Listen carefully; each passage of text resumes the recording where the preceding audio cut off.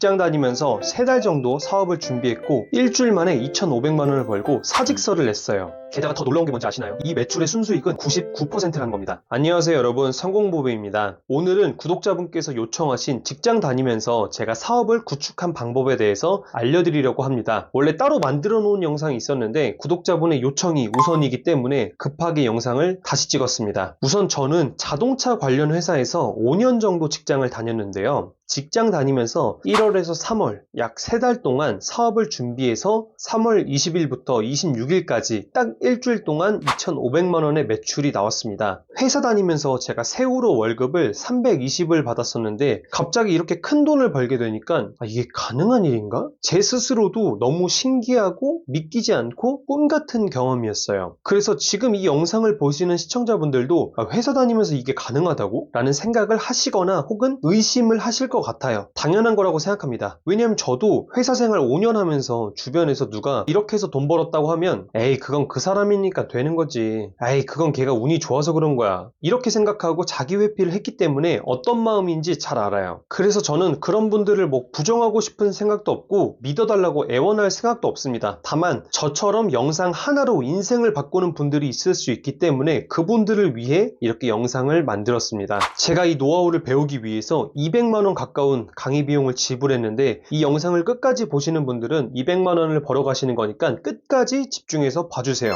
우선 온라인 지식 사업을 하기 위해서는 크게 4단계가 있어요. 첫 번째는 주제 탐색입니다. 사업이라고 하면 뭔가 되게 대단한 아이디어를 떠올려야 할 것 같고 엄청난 사람들이 할 수 있는 거라고 생각할 텐데 지식 사업은 여러분이 생각하는 것과는 조금 다릅니다. 여러분이 지금까지 살면서 터득한 경험, 노하우, 아이디어들을 그저 필요한 사람에게 제공해 주는 거예요. 그리고 그 대가로 돈을 받는 겁니다. 이게 본질이고 가장 핵심이에요. 그래서 이걸 하시려면 먼저 파악해야 하는 게 나의 어떤 경험, 어떤 노하우, 어떤 아이디어를 팔 수 있을까? 이걸 고민하셔야 돼요. 저는 그래서 20살 이후에 지금까지 10년이 넘는 시간 동안 연도별로 다 적었어요. 21살에 내가 어떤 경험을 했고 뭐 어떤 결과를 냈고 뭘 깨달았는지, 그리고 22살에는 어떻게 했는지 이거를 다 정리했습니다. 그렇게 연도별로 다 정리해봤더니 7개의 사업 아이템이 나오더라고요. 그리고 그 중에서 내가 남들보다 조금 더 잘 아는 분야가 뭔지 우선순위를 매겼습니다. 제가 어떤 건지는 정확히 말씀을 안 드릴게요. 그래서 첫 번째 저는 그것을 시도했다가 망하고 두 번째 순위에 있는 것을 시도했는데 그게 잘 된 케이스죠. 그래서 1단계는 자신이 연도별로 어떤 경험을 했고 어떤 결과를 냈는지를 분석해서 찾고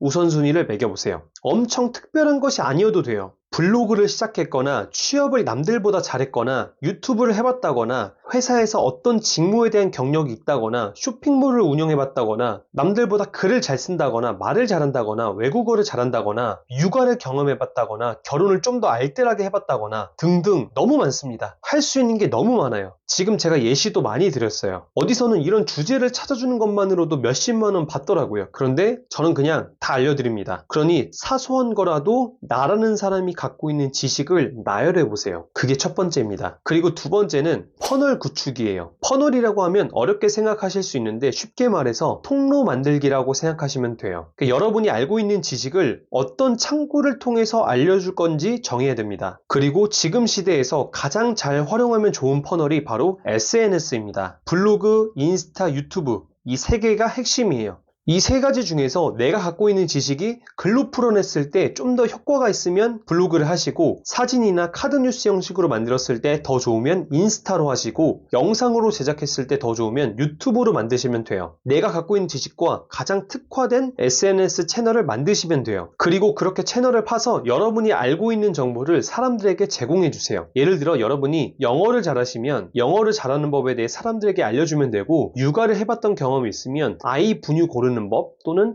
화장품 고르는 법에 대한 정보를 알려주시면 되는 거예요. 여기서의 핵심은 사람들에게 정말 도움이 되는 정보를 알려줘야 된다는 거예요. 그냥 대충 인터넷에 검색해서 나오는 정보가 아니라 알면 정말 도움이 되고 그 사람에게 필요하고 문제점을 해결해 줄 수 있는 그런 정보를 알려줘야 됩니다. 그 이유를 제가 3번째에 알려드릴게요. 그리고 3번째는 잠재 고객 모으기입니다. 여러분이 제공하는 정보로 인해서 사람들의 반응이 슬슬 생길 거예요. 좋아요를 누르거나 공유를 하거나 댓글을 댓글이 달리고 저장이 되겠죠. 그러면서 여러분이 하는 플랫폼에 따라 서로의 이웃이나 팔로워나 구독자가 올라갈 거예요. 이렇게 된다는 것은 여러분이 주는 정보가 가치가 있다는 겁니다. 자, 여기서 반대로 한번 생각해 보세요. 여러분이 인스타그램을 봤는데 마침 여러분에게 정말 필요하고 도움이 되는 정보가 있어요. 그럼 여러분 그 정보를 좋아요 누르고 저장도 누르겠죠. 그리고 이 사람이 지금까지 올린 컨텐츠들을 하나씩 다 볼 거예요. 그러면 이 사람은 나에게 도움이 되는 사람이다라고 인식해서 팔로워나 구독을 누르게 될 겁니다. 왜냐하면 이 사람은 나에게 도움이 되는 사람이니까. 첫인상을 바꾸는 데에는 5배의 노력을 들여야 된다고 합니다. 여러분이 회사나 대학교에서 어떤 사람의 첫인상이 비호감이었으면 그냥 그 사람은 나에게 비호감 낙인이 찍힌 거예요. 반대로 내가 괜찮다고 생각한 사람은 다른 컨텐츠들이나 또는 그 다음에 올리는 내용들도 긍정적으로 일단 보게 되는 거죠. 그래서 여러분은 이 잠재 고객을 모으실 때 최대한 친절하고 내 팔로워, 내 구독자들 한 분 한 분에게 진심을 다해 대하셔야 됩니다. 더 구체적으로 말씀드리자면 내 팬과의 관계 형성이 굉장히 중요해요. 나의 정말 찐팬이 몇 명인지에 따라 매출과 직접적으로 연결됩니다. 그리고 마지막 4단계는 세일즈입니다. 이제 여러분이 어느 정도 채널을 키웠고 여러분의 정보로 도움을 얻는 사람이 점점 많아졌다면 이런 댓글이 달릴 거예요. 혹시 저는 이런 문제도 있는데 이런 것도 혹시 상담이 가능할까요? 아니면 저는 이런 것도 궁금한데 이런 것도 좀 알려주실 수 있으실까요? 이런 문의와 댓글들이 달렸다면 이제 세일즈를 진행하셔도 돼요. 그럼 이렇게 얘기하시겠죠? 그런데 세일즈를 하면 너무 돈 밝히는 것 같아서 이미지가 안 좋아지지 않을까요? 제 팬들에게 돈을 받으면 배신하는 것 같아서 걱정돼요. 처음에 이렇게 생각하시는 분들도 있을 거예요. 자, 이거는 제가 설명드릴게요. 자, 쉽게 예시를 들어서 연예인 팬사인회 혹시 아시나요? 내가 좋아하는 연예인 단 한 번, 그것도 짧게 1분도 안 되는 시간을 보기 위해서 그 팬사인회 티켓이 담긴 앨범을 몇십 장씩 산다고 해요. 2만원짜리 이상의 앨범을 50장, 100장 사서 내가 좋아하는 아이돌을 보러 가는 거죠. 그래서 눈앞에서 내가 좋아하는 아이돌을 보고 아이 컨택도 하고 그 아이돌이 이제 손도 잡아주고 밥은 먹었냐고 질문도 해주고 대화 나누고 그렇게 해서 돌아오면 그분들이 앨범 사느라 돈 날렸네 이렇게 생각하나요? 아니죠. 인생에서 가장 행복한 순간이라고 생각할 거예요. 자, 그럼 여기서 제가 질문 드릴게요. 이 팬들의 마음을 갖고 장사를 한 기획사나 또는 아이돌이 나쁜 걸까요? 아마 나쁘다고 생각하시기 어려울 거예요. 왜냐하면 고객이 만족했으니까. 자, 그런데 이번에는 반대로 고객이 그렇게 돈을 써서 내가 좋아하는 아이돌을 봤는데 생각보다 인성도 별로고 표정도 딱딱하고 말투도 싸가지가 없으면 내가 그 사람을 만나기 위해 쓴 앨범 구매 비용부터 시작해서 지금까지 좋아했던 시간과 썼던 돈들을 다 아까워하겠죠. 왜냐하면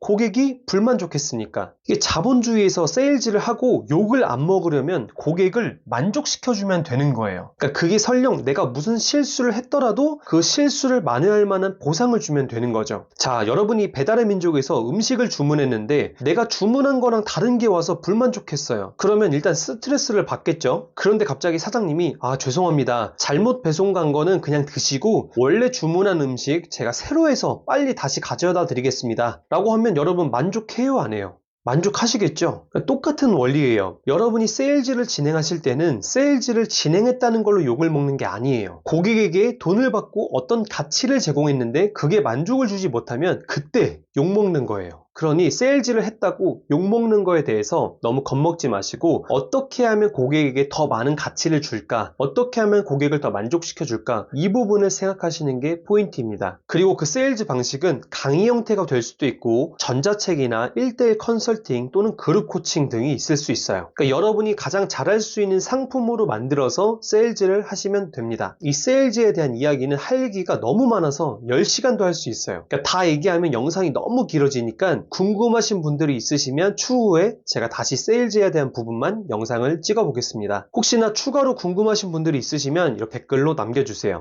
자, 오늘 이렇게 제가 200만원 주고 배운 온라인 마케팅 방법을 여러분들에게 알려드렸는데요. 이 영상 하나로 아이디어를 얻어서 실제로 시작해 보시는 분이 있을 수도 있고 내용은 좋은데 좀 더 구체적인 노하우가 필요하신 분이 있으실 수도 있어요. 그래서 이 채널에서는 제가 앞으로 돈 주고 배운 노하우들 제가 지금까지 한 1000만원 정도 이런 강의에 투자해 회사에서 이런 노하우들과 방법들을 많이 배웠는데, 이런 노하우들과 또 사업하면서 제가 직접 경험해본 노하우들을 같이 알려드릴 예정이니 이 정보들만 이 채널에서 알아가셔도 웬만한 돈 주고 배운 유료 강의들보다 훨씬 더 많은 것을 배워가실 거예요. 오늘 영상 마음에 드셨다면 구독과 좋아요 해주시고 다음 영상도 좋은 컨텐츠로 찾아오겠습니다. 끝까지 이렇게 시청해주셔서 감사합니다. 행복한 하루 되세요.